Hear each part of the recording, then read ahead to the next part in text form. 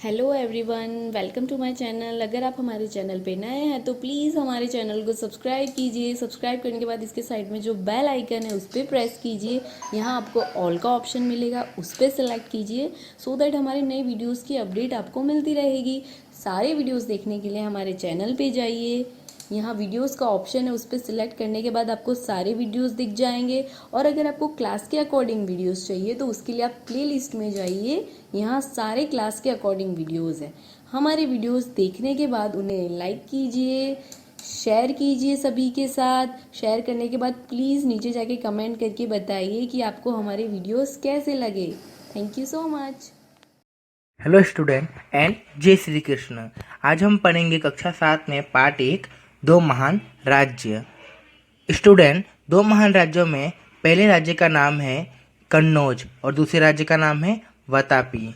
आज हम कन्नौज राज्य के बारे में जानकारी प्राप्त करेंगे। कन्नौज राज्य पर राजा हर्षवर्धन का शासन था। उनके पिता का नाम राजा प्रभाकर वर्धन, भाई का नाम राजा राज्यवर्धन और बहन का नाम राज्यश्री था।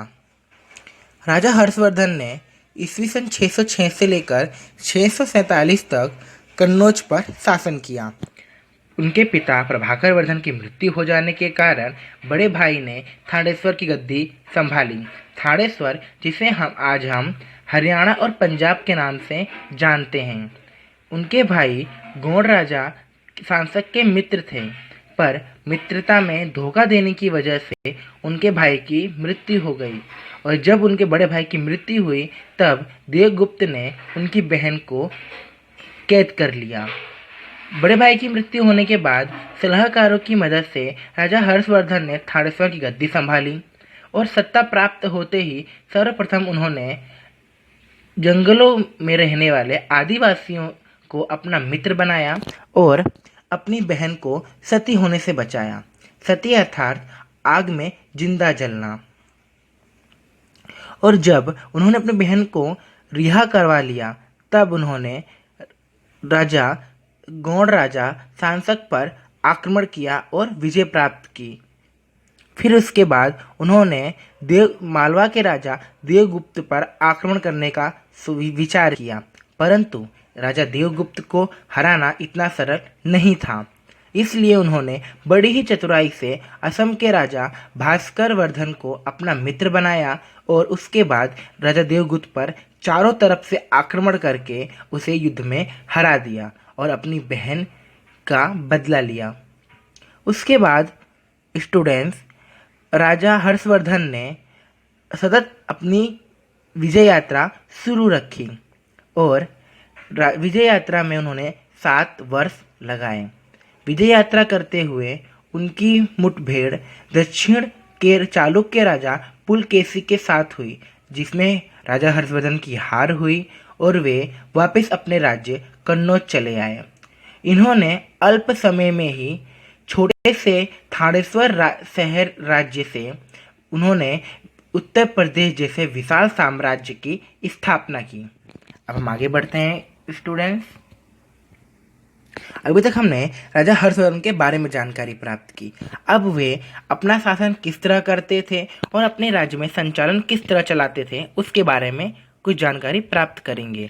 जैसे कि राजा हर्षवर्धन समस्त राज्य की व्यवस्था तंत्र पर स्वयं देखरेख रखते थे। राज्य के प्रत्येक क्षेत्र में वे स्वयं यात्रा करके वहाँ का निरीक्षण करते थे और वहाँ के लोगों की सुख सुविधाओं का ध्यान रखते थे।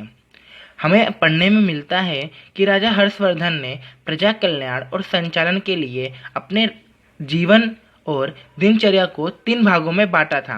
प्रथम भाग संचालन हेतु, दूसरा भाग प्रजा कल्याण हेतु और तीसरा धर्म की स्थापना और धार्मिक कार्यों के लिए।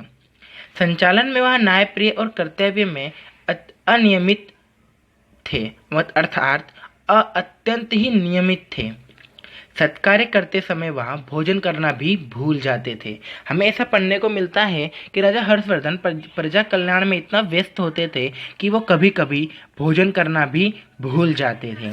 आपको यहाँ पर ये सिग्नेचर देखने को मिल रहा होगा, ये राजा हर्षवर्धन का हस्ताक्षर है। ओके स्टूडेंट, अब हम आगे। स्टूडेंट, आप लोगों को ये नक्शा दिखाई दे रहा होगा और इसमें गुलाबी कलर के कुछ चिन्ह दिखाई दे रहे हैं। भारत के पूर्व में बांग्लादेश तक, पश्चिम में गुजरात तक और उत्तर की दिशा में कन्नौज से लेकर थानेश्वर तक राजा हर्षवर्धन का विशाल साम्राज्य फैला हुआ था। अब हम बात करते हैं राजा हर्षवर्धन अपने प्रजा के कल्याण के लिए क्या क्या कार्य किए थे। तो उन्होंने विश्राम गृह, बावड़ी, कुआं, तालाब, मठ और आदि विहार बनवाए थे ताकि उनके राज्य में आने वाले सभी यात्री, वहाँ पर रहने वाली प्रजा को किसी भी प्रकार की कोई भी तकलीफ ना हो। जैव हिंसा पर प्रतिबंध लगाया गया था, अर्थात वहाँ पर कोई भी किसी भी पालतू प्राणी को मार सकता नहीं था, अर्थात कोई भी मांस मच्छी नहीं खाता था।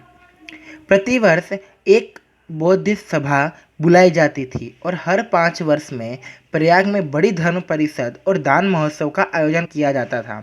ये दान महोत्सव आज के समय में महाकुंभ के नाम से जाना जाता है। धन परिषद के दरमियान वह अपने भंडार और शरीर पर के आभूषणों के खाली हो जाने तक दान करते थे, अर्थात वे तब तक दान करते थे जब तक लाया हुआ सभी गहने, सोने, चांदी और उनके शरीर पर लगे हुए सारे गहने उतर न जाएं, अर्थात वे पूरे गहनों का दान कर देते थे। सुसंस्कृत साहित्यकार और महाकवि बाण भट्ट हर्ष के दरबार की शोभा बढ़ाते थे। बाण भट्ट ने 2 महान साहित्य लिखे थे, पहला हर्षचरित्र और दूसरा कादंबरी। हर्षचरित्र में राजा हर्षवर्धन के शासनकाल, उनके पराक्रम और उनके बारे में अनेकों जानकारियाँ दी गई हैं। राजा हर्षवर्धन भी खुद एक साहित्यकार थे। उन्होंने नानानंद, रत्नावली और प्रियदर्शिका नामक 3 नाटक लिखे थे। सम्राट हर्ष के समय की कई महत्वपूर्ण बातें हर्षचरित्र में हमें आज भी पढ़ने को मिलती हैं। अब हम आगे चलते हैं स्टूडेंट्स। तो स्टूडेंट, ये नालंदा विद्यापीठ का चित्र है। ये नालंदा विद्यापीठ उस समय इतना प्रसिद्ध था कि इसे देखने और ज्ञान प्राप्त करने के लिए अनेक देश विदेशी यात्री यहाँ आते थे और चीन से भी एक यात्री भारत आए थे जिन्होंने 5 वर्ष तक नालंदा विद्यापीठ में ज्ञान प्राप्त किया था। उनका नाम हुएन सांग था। स्टूडेंट, राजा हर्षवर्धन और नालंदा विद्यापीठ, जिसका चित्र हमने अभी थोड़ी देर पहले देखा था। हर्ष ने अपने राज्य की नालंदा विद्यापीठ और उनके आचार्य शीलभद्र के लिए देश विदेशों में प्रसिद्धि दिलाई थी और नालंदा विद्यापीठ में सभी यात्री या सभी विद्यार्थी सुख सुविधा के साथ रह सकें, इसलिए राजा हर्षवर्धन ने नालंदा विद्यापीठ को 100 जितने गांव दिए थे। और एक चीज़ और स्टूडेंट्स, नागार्जुन, जिन्होंने स्वर्ण, लोहा और पारा जैसी धातुओं से भस्म के द्वारा औषधियाँ किस प्रकार बनाई जाती हैं, इसका ज्ञान देने वाले नागार्जुन भी कहाँ के थे? नालंदा विद्यापीठ के ही एक शिक्षक थे। अब हम आगे बढ़ते हैं स्टूडेंट। अब हम वहाँ के गांव के लोगों का जीवन कैसे था, अब हम उसकी चर्चा करेंगे। तत्कालीन समय में अर्थात प्राचीन समय में गांव के चारों तरफ बड़ी किलेबंदी होती थी, अर्थात राज्य के सभी गांव किले की बड़ी बड़ी दीवारों के अंदर होते थे और वहां से आने और जाने के लिए केवल एक ही दरवाज़ा होता था। समाज में मुख्य 4 वर्ण थे। पर्दा प्रथा और अंतर्जातीय विवाह प्रथा प्रचलित नहीं थी, अर्थात बहु बेटियों को पर्दे में रहना और वे एक ही जात में रहकर अन्य जात के साथ विवाह न करने जैसी प्रथा भी प्रचलित थी। सती प्रथा, बाल विवाह और बहुपत्नी प्रथा शुरू हो चुकी थी, अर्थात सती प्रथा अर्थात पति की मृत्यु के बाद पत्नी को उसी के पति की चिता पर जिंदा जलना होता था। बाल विवाह अर्थात छोटे छोटे बच्चों की बचपन में ही शादी हो जाती थी और बहुपत्नी प्रथा जैसी कुप्रथाएं भी प्रचलित थी। लोग भोजन में दूध और उसकी बनावट वाली चीज़ें और गेहूं, चावल, फल आदि साग सब्जियों का खूब उपयोग करते थे। लोग सदा सफ़ेद और स्वच्छ वस्त्र पहनते थे। पुरुष धोती कुर्ता पहनते थे और स्त्रियां साड़ियां पहनती थीं। स्त्रियां साड़ियों के अलावा फूल मालाएं, झल्ला, अंगूठी, कड़ा कंगन आदि भी श्रृंगार करती थीं। मनोरंजन के लिए शतरंज और चौसर उस समय प्रचलित थे। नट और मदारी गांव में घूम घूम कर लोगों का मनोरंजन करते थे। प्रजा का मुख्य व्यवसाय कृषि और पशुपालन था, अर्थात वहाँ की प्रजा खेती करती थी और पालतू प्राणियों को पाला जाता था, जैसे गाय, भैंस, घोड़ा, हाथी इत्यादि। जमीन महसूल 1:6 अर्थात किसान जो भी फसल उगाते थे उसका छठा भाग वे राजा को कर के रूप में देते थे। अंतर और बाह्य व्यापार वेश्यों के हस्तक था। वेश्य अर्थात व्यापारी। व्यापार और चीज वस्तुओं का आयात निर्यात के लिए पाटलिपुत्र के भृकुच कक्ष बंदरगाह अर्थात आज के समय में भरूच के सीधे राजमार्ग जैसी सुविधाएं राज्य की तरफ से दी गई थी।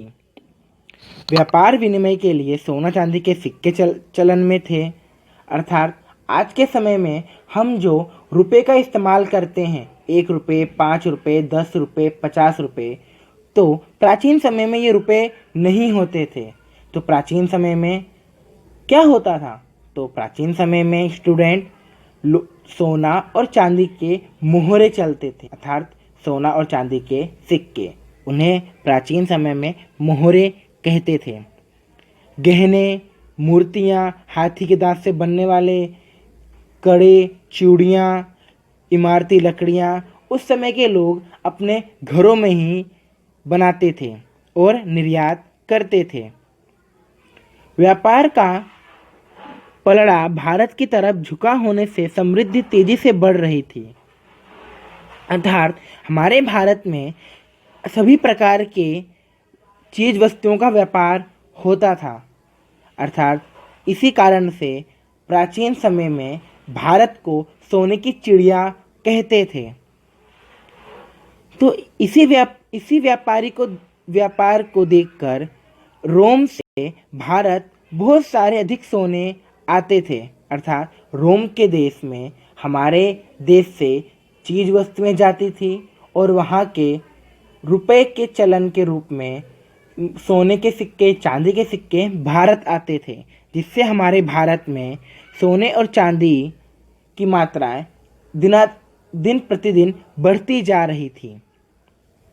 हिंदू और बौद्ध जैन धर्म का पालन करने वाली प्रजा में सर्वधर्म संभावना थी, अर्थात उस समय राजा हर्षवर्धन के राज्य में सभी धर्मों का पालन नियमित रूप से किया जाता था।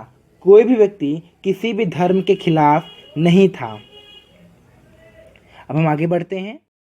ओके स्टूडेंट, आज के लिए इतना ही। बाकी का हम नेक्स्ट पार्ट अर्थात नेक्स्ट वीडियो में जानकारी प्राप्त करेंगे। Okay, thank you.